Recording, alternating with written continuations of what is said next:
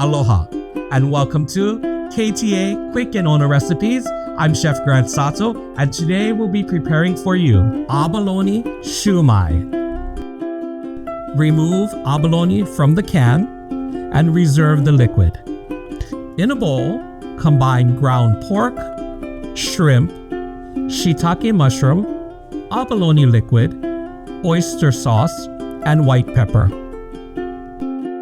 Mix well and divide into 4 portions.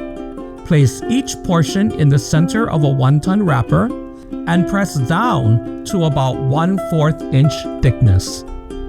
Fold corners inward, then shape into a cylinder and top each with an abalone piece. Steam for 12 minutes and serve.